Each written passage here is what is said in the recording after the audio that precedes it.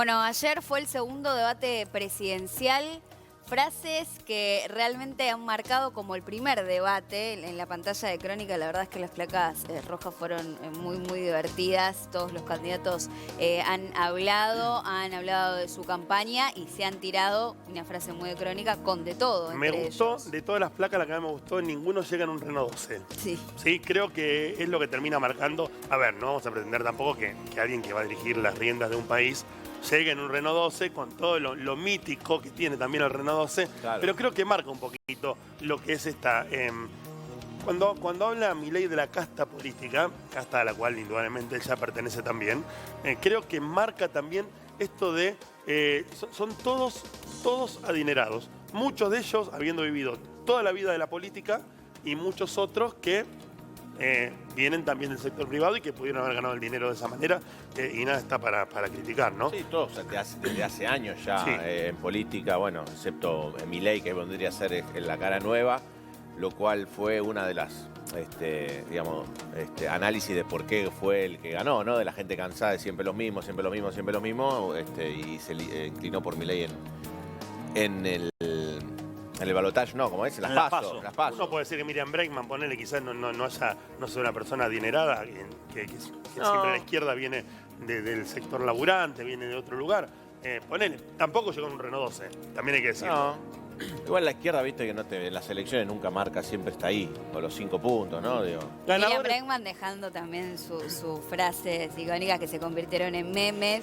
Le dijo, esto lo encontraste en Yahoo Respuestas a Milei, como que no le entendía absolutamente nada, que estaba hablando en difícil. Y fue coincido una de las grandes frases en esa coincido. Que utilizó Miriam Bregman. No se le entendió mucho a Milei lo que quiso decir en esa explicación. No, aparte, evadió otra de las preguntas cuando Miriam Bregman le preguntó sobre el feminismo, afirmando que negaba el cambio climático, negaba la dictadura, y él tomó lo primero, que era el cambio climático, y habló del cambio climático, que no lo negaba, no diciendo que no negaba la dictadura y no hablando del feminismo. Pero el problema está ahí... Bueno, de los femicidios, perdón. La cantidad de tiempo que tiene para responder no es tanto. Creo que ahí el problema está en la Pero forma... le estaban preguntando sobre los femicidios, respondió sobre el cambio climático. No, porque le preguntó por 3 cosas. Al preguntarle por 3 cosas, vos le abrís el abanico para que él te responda lo que quiera. Ese para mí el error. No, afirmó diciendo, usted niega... el cambio climático, la dictadura, no me acuerdo qué otra cosa más. Niega los femicidios también, claro, y ahí obviamente se puso a hablar del cambio climático. Ganadores, perdedores de este, como tuvimos. El primero fue claramente Miriam Bregman, claramente haber sido la ganadora.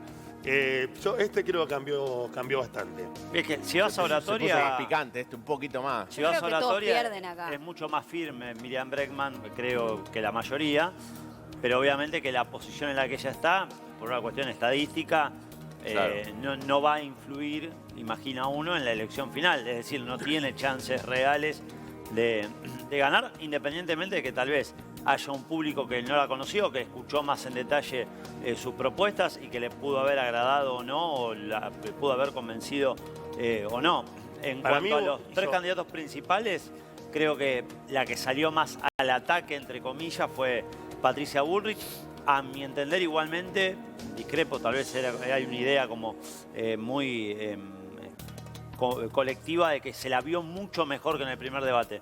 En realidad creo que se la vio más a la ofensiva, más al ataque, más combativa, pero en cuanto a la oratoria y todo esto, creo que sigue teniendo algunos furcios respecto a otros de los candidatos. Yo creo que no ganó ninguno, chicos, porque siempre tienen como un punto flojo y a la hora de querer, bueno, a nivel espectador, cuando querés entender alguna propuesta concreta entre las chicanas, entre ellos, decís, bueno, y al final, porque se van tirando con el libro de esto, no, bueno, pero en tu mandato esto, en tu mandato lo otro, y lo que queremos saber es, bueno, en el próximo mandato qué es lo que están proponiendo, ¿no? Ellos yo creo que todavía queda como en la nada, queda una laguna que no se entiende qué es lo que proponen bien. Para mí hay un error de creer que el debate puede cambiar la opinión a una persona. Yo creo que la gente por ahí se sienta para escuchar o para debatir, para opinar.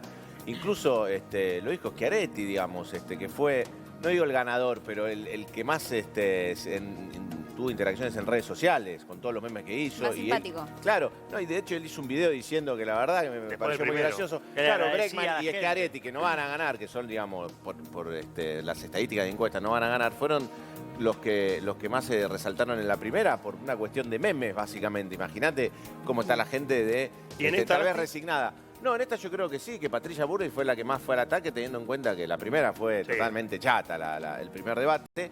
Pero a lo que voy... Seguía hablando entrecortado. No, eso sí, por eso digo, a lo que voy es que, digo, analizar quién gana o quién no gana, digo, la gente ya tiene decidido quién va a votar. Pero hablamos de ese juego de quién ganó, quién ganó el debate y quién no. Yo creo acá que, por ejemplo, siendo candidato por candidato, para mí, si bien en la primera la más derrotada había sido Patricia Bullrich, coincido con esto, creo que en esta la más derrotada fue Miriam Bregman, sin lugar a dudas, porque hizo puntos flacos, muy flacos, en lo que fue propuesta de seguridad, cuando la atacaron en cuanto al hecho de la fuerza que tiene que tener el ataque a los delincuentes. Ella ahí flaqueó y mucho en esto de defender a los que vienen de sectores más marginales y que por algo terminan siendo delincuentes. Flaqueó y mucho a la hora de la propuesta laboral, centrándose demasiado en el hecho del trabajador y sin claramente ningún tipo de propuesta de cómo llegar a obtener esos dividendos para lo que tiene que ver con los ingresos que vayan a tener los trabajadores. Schiaretti, después de lo simpático que había pasado en el primer debate, acá habló, lo único que habló fue del estadio Kempes como sede del Mundial, y no mucho más de lo que tenía que ver en lo que era propuestas. Se enojó con Massa cuando Massa le preguntó si lo iba a acompañar con lo de la sede en Córdoba. Sí, yo lo dije antes que vos, le dijo Schiaretti. Después, Milei me parece que estuvo en la misma postura que en el primer debate. Tengo estos votos, los tengo que conservar. No me voy para un lado ni para el otro. Fue muy medido. Creo que el que le entraron todas las trompadas, cosa que había evitado en el primer debate y se había defendido muy bien, fue a Sergio Massa. Claro. Le entraron todas y por todos lados, y no supo defenderse absolutamente de ninguna. En esta, porque ahora sí le usaron Insaurralde, le usaron el hecho de la corrupción como bandera. No supo defenderse, no supo o no pudo, no sabemos. Pero fíjate, atacan de todos lados. Con lo de la ley del arrepentido, con algunas propuestas que él tuvo como diputado que tenían que ver con los casos de corrupción. El que no se pudo defender muy bien, que digamos que vos decís que se mantuvo igual, fue Milei cuando le dijo que tenía chorros, utilizó la palabra chorros, no, Patricia Bullrich a él, y él le dijo vos también, ¿no? Entonces, claro, eso fue tremendo. No negando dijo, no dijo yo no. Sí. Claro, dijo vos también tenés. Tremendo furcio. Chorro fue la palabra que utilizó. Porque la tocó por el lado de tener al lado a la figura de Luis Barrio Nuevo. Claro. ¿Cómo podés justificarlo? Yo no tengo en mi espacio, así pero vos sí. Entonces, a nivel discursivo, yo creo que hay un flaqueo de varios. Bueno, Bregman, lo que decimos, ¿no? A nivel oratoria es otra cosa. Salvo Bullrich y Bregman, en la primera ronda gastaron todos los derechos a réplica. Otra vez se desesperan. Y volviendo a Massa, digo, era inevitable el hecho de que tal vez en el segundo debate no tenga tantos argumentos como para zafar como fue la primera, porque todas las balas iban a ir para él. Sí, pero le entraron todas. O sea, el tema está que no supo cómo defenderse ante las balas. Porque vos decís, es que hay una situación real del país que vos decís, sí, obvio.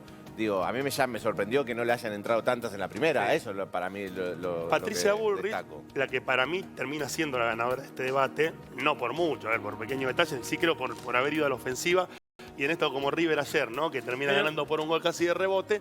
Para mí termina siendo la ganadora, pero me preocupa muchísimo, perdón Mati, me preocupa muchísimo que una persona que puede llegar a ser la candidata a presidente, o pueda llegar a ser la presidenta de los argentinos, no te pueda leer 2 renglones seguidos sin trabarse. La verdad, ¿qué quiere que le diga? Para mí se pone nerviosa, evidentemente. Todo bien, pero si vos, cuando te pones nervioso te podés trabar hablando. Dentro del... Yo te digo, yo no puedo creer que lean tanto para no trabarse y que se terminen trabando, sinceramente, chicos. O sea, tercer grado te enseñan. Bueno, en eso Schiaretti creo que es el que menos lee, o el que mejor recuerda. Y en ese sentido, Massa también, digamos, es más dado al momento de hablar, sin tener que mirar tanto un papel. Igualmente, te digo, en cuanto a lo de Bullrich, ahí digo que discrepo, porque sí, se la vio mucho más fuerte en cuanto al énfasis con el que dijo las cosas.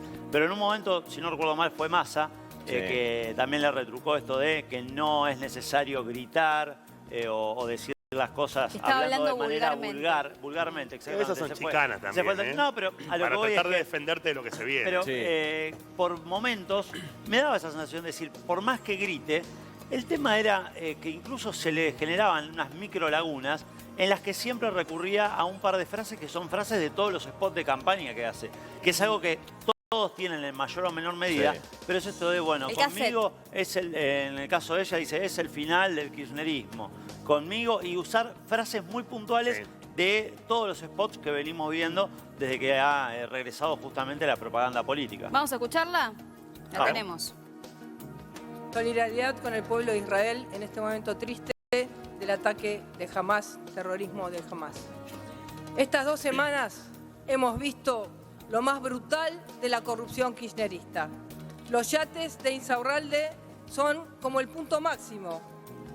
Y hoy vemos a los argentinos que no pueden pagar las cuentas, no pueden pagar y llegar a fin de mes. Para cambiar hay un solo camino. Ese camino es terminar con los Insaurraldes y las mafias que azotan a nuestro país. Hay que ganar esta elección y sacar de raíz estas mafias de la Argentina. Massa no puede, porque es parte, es uno más de ellos. Y Milei se ha asociado hace pocos días con ellos también. Somos la única fuerza política con capacidad, decisión, con equipos, con la capacidad para cambiar este país de una vez y para siempre. Para eso necesitamos algo fundamental, el voto de ustedes. Ahí está, la palabra de Patricia Bullrich. Yo insisto en esto, o sea, y va más allá de lo ideológico acá, obviamente cuando estamos analizando esto. De hecho, fíjense que dijimos que en el primer debate la ganadora fue Miriam Bregman y que acá estaríamos hablando es netamente en base a la exposición. Sí creo que tuvo, bueno, ya arrancaba así trabada. Creo que es hasta una forma de hablar. Creo que de la ella, idea ¿no? la tiene, Sí, sí. pero no sabe concretarla y no sabe decirla. Pero lo pudo expresar mucho mejor, me parece, en este debate que en el anterior. Incluso a la hora de interpelar, fue mucho más concreta, no fue tan divagante como lo había sido en el primer debate. ¿A la hora de las preguntas? A la hora... La semana pasada se le había ido el tiempo para hacer la pregunta. No, es que no tenía directamente armada pregunta. Otro dato, chicos, el tiempo que le sobraba, y acá está la flaqueza para mí de Miriam Bregman, le sobraba tiempo en todas las exposiciones.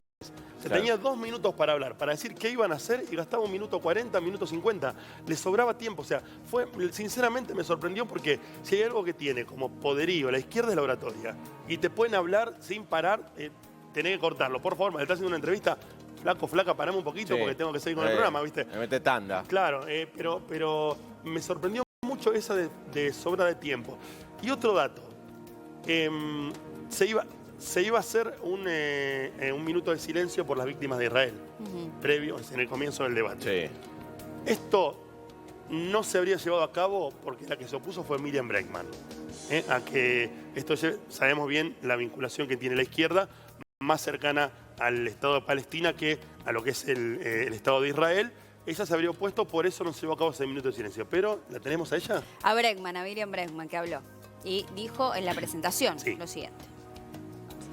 Quiero agradecer el apoyo que recibimos estos días porque muestra que somos muchas, que somos muchos, los que no nos resignamos a que la grave crisis que vive el país la paguen nuevamente las grandes mayorías. Los que no queremos más corruptelas ni privilegios de políticos y jueces. Las coaliciones que vienen gobernando están estalladas. Otros aparecen como lo nuevo, pero son la vieja derecha, solo que un poco despeinada. Es hora de poner en pie una nueva fuerza política de izquierda, de la clase trabajadora, que una a los de abajo y que pelee porque gobiernen los que nunca gobernaron, los trabajadores y las trabajadoras. Y una cosa más, nos duelen las víctimas civiles que ocurren en un conflicto que tiene como base la política del Estado de Israel de ocupación y de apartheid contra el pueblo palestino. Muchas gracias. Ahí estaba la palabra de Miriam Bregman afirmando esto que decíamos recién, ponerse al lado de Palestina en este conflicto que se está dando, donde en realidad lo que tenemos que analizar es la cantidad de personas que están muriendo, ¿no? Después hablaremos también de todo eso, la cantidad de víctimas fatales que hay, tanto dentro del Estado de Israel como dentro de la Franja de Gaza, que es donde más muertos se está dando. Claro, interpreto que quedó, digamos, muy marcado al no ser la misma manera en la que los demás plantearon el tema de lo que está ocurriendo en Israel, que es atroz, justamente yendo, digamos, en retrospectiva a lo que ella entiende que es el origen, que es la ocupación de lo que era el territorio originalmente de Palestina. Obviamente que eso también hizo mucho ruido, incluso en las redes que uno va viendo el famoso minuto a minuto también de las reacciones, por ese lado se le pegó.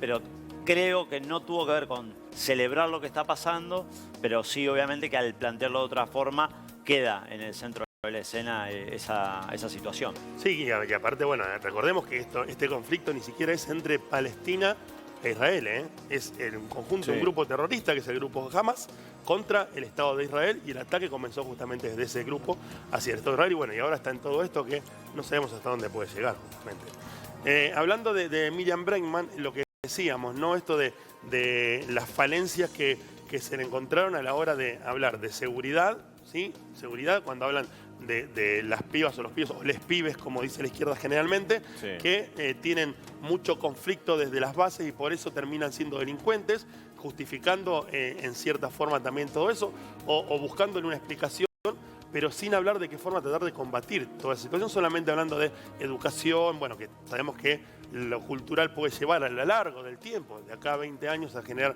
una variante, pero hay que resolver el problema aquí y ahora, ¿no?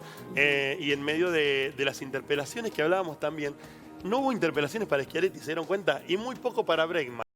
Es como que los tres candidatos principales en este debate se dieron cuenta que las balas y los fuegos cruzados eran entre ellos, porque la elección se define entre ellos tres. Sí, bueno, se van a pelear el famoso tercio, lo dijo Cristina en una entrevista. No, 3 tercios. Exactamente, digo, va a estar ahí la situación, la pelea entre ellos, digo. Por eso también lo que hablábamos, ¿no? De los memes de Schiaretti pidiendo que por favor alguien le retruque alguna pregunta, algo, no pasaba nada. La creatividad argentina en las redes sociales fue la gran ganadora. Sí, eso fue vos preguntabas la ganadora, fueron los memes de Twitter. Hablabas de Miriam Bregman, sí, ¿qué es lo que dijo con respecto a la seguridad? La tenemos. La derecha siempre dice que a la izquierda no le gusta hablar de inseguridad, cuando somos nosotros los que vivimos en un barrio como cualquiera. Lo que no nos gusta es hacer demagogia punitiva como hacen ellos, porque el gran delito se organiza desde arriba. Y eso implica hablar de las complicidades en sectores de las fuerzas de seguridad, políticos y judiciales. Por ejemplo, no hay posibilidad de que existan redes de trata si no hay complicidad con quienes manejan la frontera. Por eso me parece también muy importante pensar cómo llegamos hasta acá. Desde la Ley de Entidades Financieras de la dictadura, que ablandó todos los controles, hasta la actualidad, se fue dictando todo el andamiaje jurídico que facilita el lavado del dinero sucio. Llegamos al extremo de lo que se votó en el Congreso, la Ley de Sociedades por Acciones Simplificada, votada por todos durante el gobierno de Macri, incluido el bloque de Schiaretti. Cuando se discutió esta ley, nosotros le dijimos que no era para ayudar a los emprendedores, como decían, que le estaban dando un paraíso a los narcos. Y es lo que pasó. Ahora lo reconocen todos. Durante los 90, con la privatización de puertos, aeropuertos, hidrovía, también facilitaron la infraestructura para que entren y salgan los cargamentos de droga. Por eso hay que nacionalizar los puertos bajo control de los trabajadores y derogar toda esa legislación que permite el blanqueo y el lavado. Mirá, el que te muestre los problemas de seguridad como un hecho aislado, te está mintiendo. Como me decía Darío, un joven de Rosario, nos ofrecen más como soldaditos de la droga que en la fábrica metalúrgica en la que trabajo. Solo hay salidas si cuestionamos las condiciones estructurales de este sistema y garantizamos trabajo, educación, cultura para la juventud. Bueno, ahí está, ¿no? Mira, Bregman, que en su exposición de inseguridad no habló de inseguridad, de hecho, porque habló de otro tipo de políticas, que podemos hablar de políticas nacionales, que es lo que tiene que ver con el narcotráfico y demás. Cuando hablamos de seguridad o de inseguridad, hablamos de salir a la calle y que no te afanen, que no te maten por robarte un teléfono celular, hablamos de eso, que sí hay, creo que hubo un punto muy marcado de Sergio Massa de querer demostrar cómo en Tigre, cuando hablábamos esto de Massa y Schiaretti, sí, ¿no?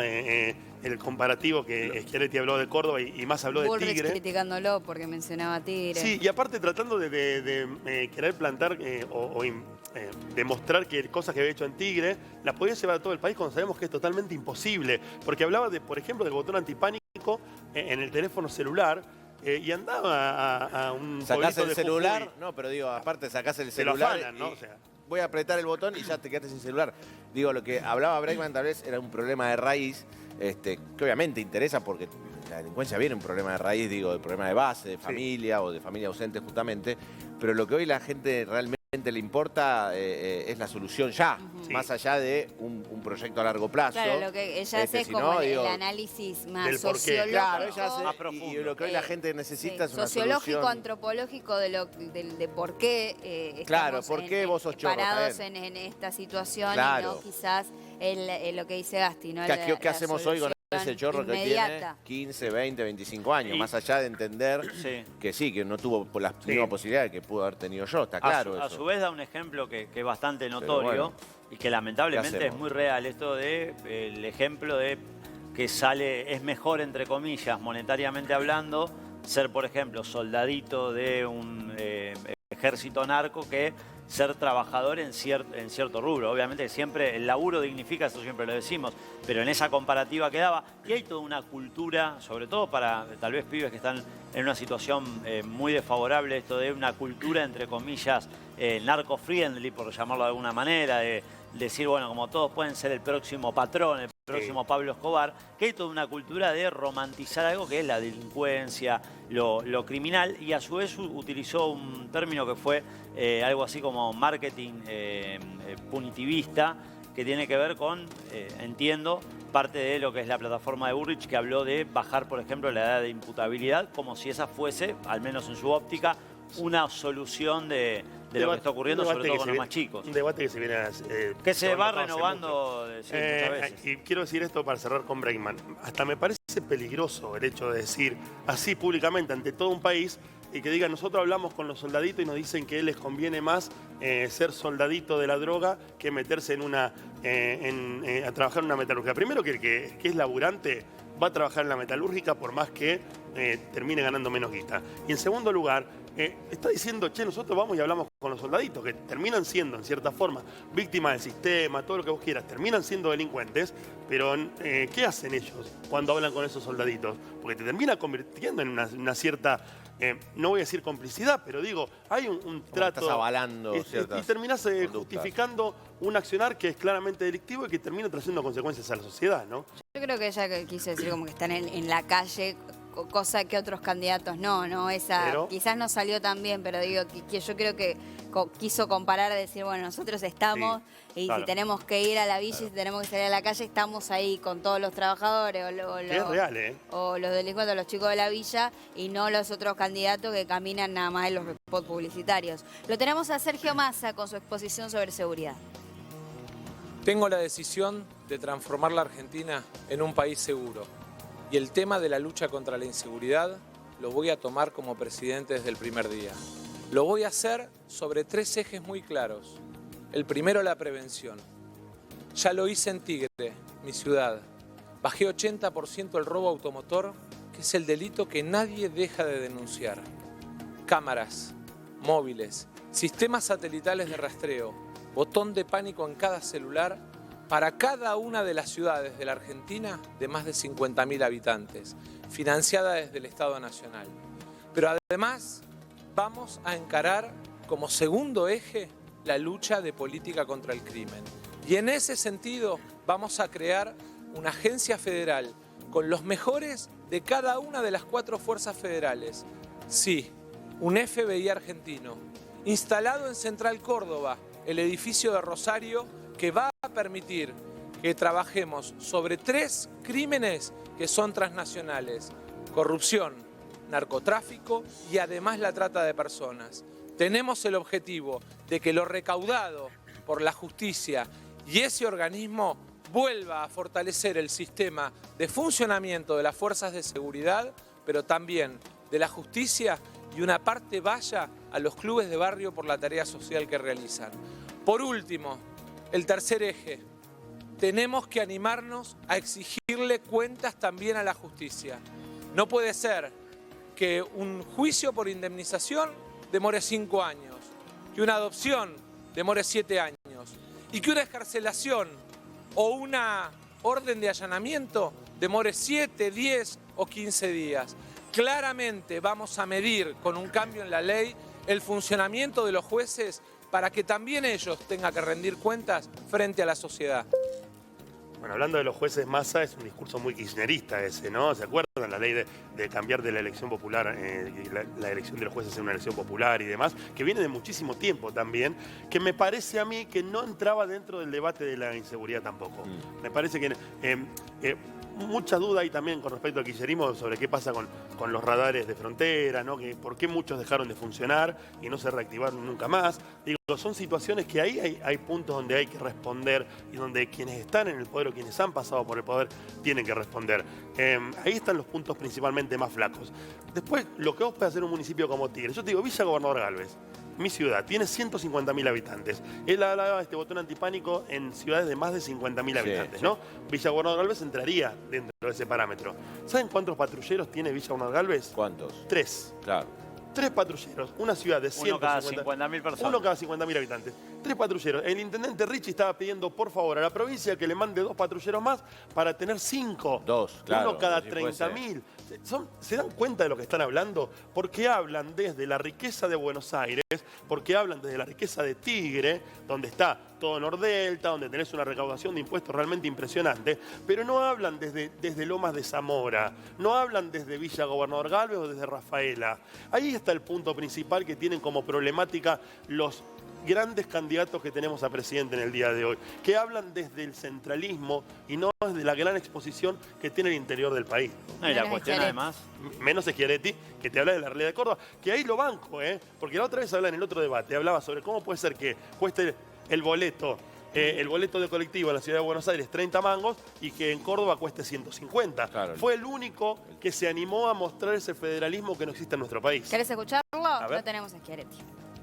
Reitero mi solidaridad con el pueblo de Israel por el ataque sufrido. Argentina vive el desastre económico que han hecho los últimos gobiernos nacionales de la grieta. Hay más exclusión social, más inseguridad, ha caído el salario en un 15% estos 12 años y no hay cómo conseguir vivienda. Y además de eso, dejan de lado a las provincias y se profundiza la falta de federalismo. La dejan sola a las provincias en el combate al narcotráfico. Y llegamos a la barbaridad de que la Patagonia, que produce el petróleo, el gasoil, cuesta más caro que aquí, en la ciudad de Buenos Aires. Y grandes obras que hacen un desarrollo armónico, como el corredor bioceánico de la hidrovía Paraguay-Paraná al Pacífico, hace 20 años que le esperamos y eso arrincona al NOA contra la cordillera de los Andes. Y tampoco se ha hecho el gasoducto hacia el NEA. Esas son las cosas que hay que cambiar para tener un país normal. Bueno, acá me perdí. ¿De qué hablaba acá Schiaretti? Era su presentación. La presentación. Era su presentación. Bueno, ahí está Schiaretti, que no le importó a nadie lo que decía Schiaretti, eso hay que decirlo también, por lo menos a los otros que estaban los otros candidatos, porque saben que no era el punto al cual tenían que tocar, más allá de la cantidad de verdad. No le pedían el derecho a réplica. Claro, no le pedían el derecho, eso es clave. Digo, y podía atacar a cualquiera que nadie le iba a decir nada, o sea, está todo bien, señor Schiaretti, diga lo que quiera, que no nos interesa. Sí, pero a su vez, si la elección llegara a ser otra vez reñida entre esos famosos 3 tercios, va a ser muy importante cuántos votos saque Schiaretti. Hoy 3, 4 puntos es un montón. Claro, a quién le va a, entre comillas, comer esos que para mí se lo come a Bullrich, claramente. Bueno, pero por eso digo, si hay un balotaje. Claro, si hay un balotaje. No es un rol menor. Entre el segundo y el tercero va a haber muy pocos puntos y digo, Schiaretti y Bregman son claves, digo, porque esos votos no van a ir a ese tercero, a decir... ¿Por qué? Bueno, por eso Massa también en el primer debate y en el segundo, que de hecho Bregman le contesta diciendo no te apures que no hay balotaje. Claro. Le dice, te lo pregunté la semana pasada y te lo vuelvo a preguntar. ¿Vos considerás que es lo mismo el kirchnerismo y Milei? Estoy planteando un escenario de si son las dos fuerzas con más votos, pero a ninguna de las dos le alcanza para ganar. Ya imaginando un escenario de balotaje, ¿a quién le daría la bendición, entre comillas, que ya le terminó saliendo a decirle que eran lo mismo o en realidad que no apoyaba a ninguno? Por eso digo que el rol de Schiaretti creo que va a ser fundamental, al igual que el de Bregman, en cuanto a cantidad de votos y a dónde van a ir esos votos, si es que se cumplen las proyecciones hasta ahora de la mayoría de las encuestadoras que hablan de un balotaje. Digo si se cumplen porque hemos tenido ya un largo recorrido de muchas encuestas que han fallado. Sí, pero... De hecho, hubo una sola que dio a Milei ganador en primera vuelta. Y si hay balotaje entre Massa y Bullrich, los votos de Schiaretti, si son de Juntos por el Cambio, van para Bullrich. si es que es un Massa Bullrich. Para mí la única duda de quién puede ganar está si van al balotaje Milei y Massa. Yo no sé quién gana. Ojo no con Schiaretti. Massa Bullrich para mí claramente, me parece a mí, ¿no? Los votos de Milei creo que claramente irían dirigidos a Bullrich. Pero bueno, son sensaciones. Después hay que ver también qué termina pasando en la realidad. Bueno, ya daba la sensación de que se peleaba. Milei, si peleaba alguien, peleaba Bullrich, como diciendo acá tengo. Pero porque saben que la entre búsqueda ellos, de otros votos más. Ojo que no hay que minimizar el hecho de los memes, chicos, porque el descontento es tan grande de la gente que Schiaretti levantó mucho la imagen con todo lo que pasó en el primer debate. Y digo, la popularizó, es verdad eso. Puede sumar un par de votos más que puede ser clave para dejar a alguien afuera del balotaje. Recordemos que hay un 10%, hay un 10% de votos. La gente dice, no quiero votar a nadie, bueno, los votos el que no quiere votar a nadie vota a Schiaretti. Lo vota del meme, dicen. Va a votar a Schiaretti, claro. Ojo que hay un 10% de votantes que no fue a votar en las PASO y que uno cree que se va a sumar en estas elecciones y que indudablemente va a terminar volcando hacia algún lado, porque generalmente el votante, el que no va a votar, es aquel que está más desinteresado o está enojado con la política. Y el que está enojado con la política generalmente no vota al oficialismo. Generalmente. No digo que sea lo que vaya a suceder, pero es lo que suele pasar cuando alguien está así como diciendo, ya me cansaron, todo esto, no quiero saber más nada. Y por ahí dice, che, pará, este puede llegar a ganar, no voy a votar porque no quiero que este gane. Y ahí empieza a darse que también se puede dividir en partes iguales, ¿no? O lo distinto o el mal menor. Sí. Siempre se elige por ese lado. Y es cierto lo que dice Gasti, ¿no? Si bien los medios son el cuarto poder y lo que se dice en los medios de comunicación también influye mucho en lo que es la opinión popular, las redes sociales han tomado un rol fundamental en esto y parece algo como muy simpático decir que los memes, pero sí, es cierto, porque esa creatividad y esos chistes que se hacen en las redes sociales es formadora de opinión también ahora, no solo en los medios de comunicación, sino también en las redes sociales. Y lo que dicen muchos famosos dentro de las redes sociales, que mucha gente lo toma y lo lee. Muchos creen que incluso dentro del trabajo del equipo de trabajo de Milei, se habla que la gran campaña que hicieron en TikTok y en redes sociales es lo que lo acercó tanto a los jóvenes, que fue el lugar donde terminó arrasando Milei en los sectores de menores de 20 años, y si bien también terminó obteniendo, y fue muy bueno el análisis que hizo Milei ayer en el debate, cuando dijo, o en una nota, no, en la nota en la mesa con Mirta Legrand, fue que lo dijo. Dijo, no hablemos después. No, después vamos a tener eso también para hablar. Dios mío. ¿Por qué se dio esto de tantos votos? Y él dice, bueno, porque los jóvenes nos siguieron por el trabajo en redes sociales y ellos terminaron convenciendo a sus padres. Digo, qué importante que termina siendo hoy en día que quizás las redes sociales sean el cuarto poder por encima de los medios. Es muy probable, es muy probable. O estén cabeza a cabeza, depende de la generación, ¿no?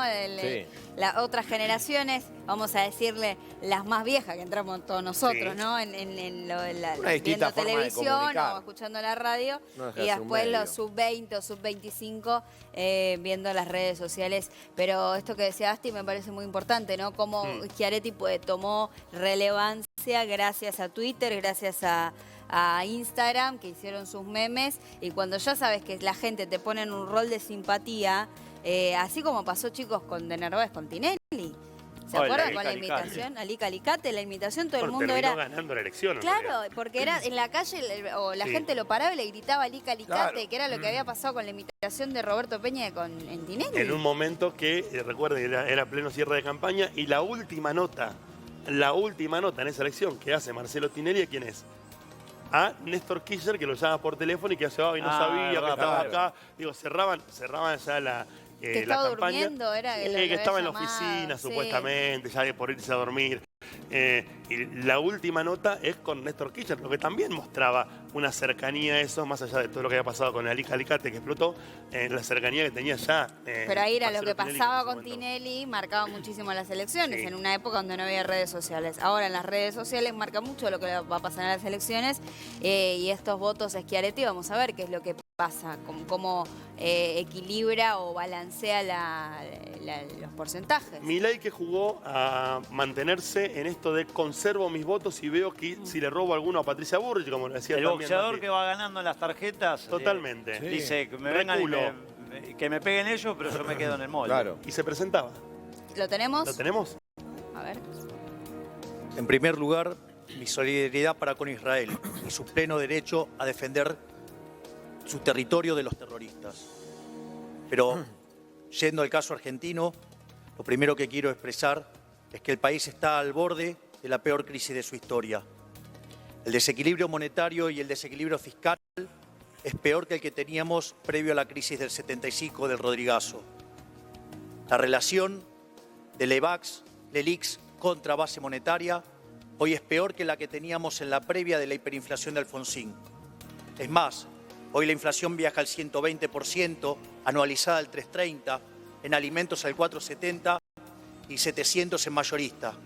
Es decir, estamos al borde de una hiperinflación, con el agravante de que los indicadores sociales son peores que los que tenemos en el 2001. Por lo tanto, esto no se arregla con palabras bonitas ni con buenos modales. Esto se arregla con medidas contundentes que solo propone la libertad avanza.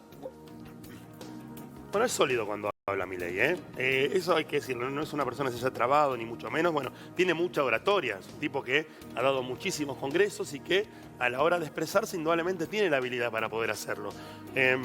Y apuntó ya una clara diferencia de 3 sectores, podemos decir, Bullrich, Milei y Schiaretti, para con Sergio Massa, que intentó salir airoso de ese tema, y claramente Miriam Bregman en la izquierda, mostrándose siempre en ese sector, que termina limitando a la izquierda a tener el 4% de los votos de manera eterna. Lo he hablado muchísimo con la gente de izquierda esto y con muchos amigos que tengo allí. He dicho, ¿cuándo se van a dar cuenta que el discurso de ustedes al argentino no lo seduce?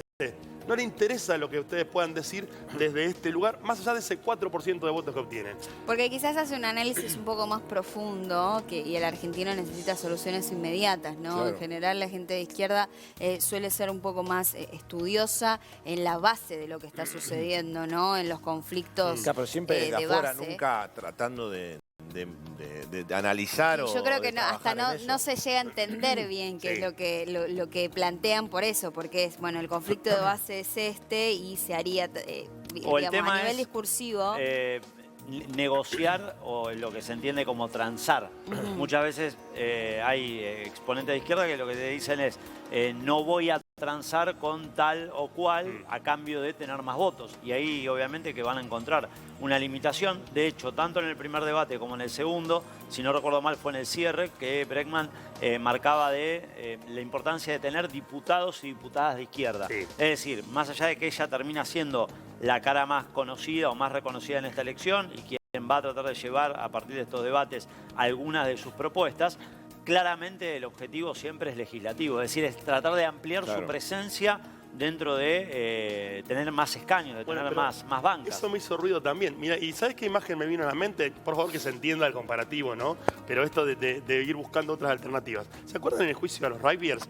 Cuando el abogado defensor de los Raybeers decía, son inocentes. Bueno, pero si no son inocentes, es una pelea en riña. Bueno, pero si no hay una pelea en riña, es una muerte seguida de... O sea, es como que iba cambiando los objetivos, bueno, sin mostrar una postura firme, ¿no? Claro. A mí me hizo mucho ruido cuando Bregman, sobre el cierre del debate, dice, sí, vamos a buscar por la presidencia, pero miren que si no somos presidente, lo que es bueno que haya diputados, senadores. Es que el debate era presidencial, no hablaba de diputados. Es que me parece lo más realista en función de sus chances. Claro. Bien, pero trato de traccionarle a que si a alguien le agradó mi propuesta, más allá de poner o no mi boleta en las elecciones, ¿para qué puede sumar que vaya la boleta de la izquierda y que tenga presencia porque también en las redes sociales, Miriam, desde el primer debate, mucha gente la conoció o entendió lo que decía o empezó a ver un poquito y a interesarse más por la izquierda. Yo creo que fue una manera de decir esto de, bueno, acá estamos y si quieren votar por nosotros o no están seguros en lo que es presidencial, vayan por nosotros al Congreso. Mi resumen es que los dos debates va a perjudicar, y vuelvo a lo de antes, a Massa, a Bullrich y a Milei. ¿Por qué? Porque aparecieron Bregman y Schiaretti para sacarle votos a alguien o para sumar de la gente que no se presentó y para arruinarle la existencia, por decirlo de una manera, al que se queda fuera del balotaje, chicos, porque está claro que Bregman y Schiaretti son los que, para hablar seriamente, para hacer memes, llamarlo como quieras, asomaron con respecto a los 3 que venimos hablando, de los tres, y ahora aparecieron y son 5 que van a sacarle votos al tercero que se va a quedar afuera. Igualmente yo creo que en medio de esto de sacar o quitar, volvemos al comienzo de esta charla, ¿no? Creo que nada cambia en base a este debate y que si hay de los 3 que están allí, si hay una persona perjudicada, insisto, para mí, primer debate lo gana Bregman, segundo debate lo gana Bullrich, desde mi percepción, pero si hay una persona perjudicada en todo esto, claramente para mí es Patricia Bullrich, porque su falta de consistencia, no sé si de consistencia, pero de fluidez a la hora de hablar, termina generando, pero esta cuando tenga que sentarse con el Fondo Monetario Internacional a negociar, va a hablar así trabado también. Digo yo, lo que me genera internamente, más allá de creer que en el día de ayer fue la que terminó teniendo las preguntas y las intervenciones más interesantes a lo largo de las 2 horas y pico durante el debate. A nivel discursivo está en el horno. Totalmente. Tenemos a Massa la presentación. A ver. Escuchamos. Primero, gracias a los que el domingo pasado nos acompañaron en el debate. Y gracias también a los que desde su casa este domingo eligen acompañarnos. Quiero dejar sentada mi solidaridad con todas las víctimas de un ataque terrorista brutal que hoy enluta el mundo. Pero también quiero aprovechar para contarte que hoy es un día muy importante. Hoy venimos acá a contarte qué vamos a hacer con la seguridad, con la justicia, con el cuidado del medio ambiente, con nuestras pymes, con el trabajo, con la producción argentina. Hoy venimos acá a contarte cómo va a ser la Argentina desde el 10 de diciembre. No vengo ni con chicanas, ni vengo a pelear. Vengo a proponer qué es lo que necesitan los argentinos. Quiero decirte que si desde el 10 de diciembre Dios y tu voto me dan la responsabilidad de gobernar, Argentina va a tener un gobierno de unidad nacional. Bueno, Sergio Massa ahí, contando un poquito de lo que iba a hacer. Después, utilizando un poquito también la religión a su favor, ¿no? La vez pasada con lo del Papa. Y lo mencionó otra vez al Papa después. Sí, y Dios, digamos, marcando el catolicismo. Vi esto que quería decir. A nivel, después quiero averiguaré. Vieron que Bregman y Bullrich estaban las dos de rosa. Vieron que dicen políticamente los códigos de vestimenta de los políticos. Sí. El rosa tiene algo que ver porque estaban las dos exactamente iguales, ¿no? Y están justo una en la punta y en la otra a nivel ideológico. No sé si habrá también tendrá que ver con esto del mes de los otros 3. Claro, es verdad. Cáncer de mama. Sí, puede ser. Tiene que ver con eso también. Sí. Iban los 3 candidatos muy parecidos, ¿no? Saco, corbata. Bueno, debate. Seguiremos hablando seguramente en el transcurso del programa y también en el transcurso de todo el día. Muchísima tela para cortar. Para mí, mucho más interesante el segundo debate que lo aburrido que tuvo un poco más de picante. Sí. Y en cuanto a Massa, al igual que en el cierre del primero, cerró ayer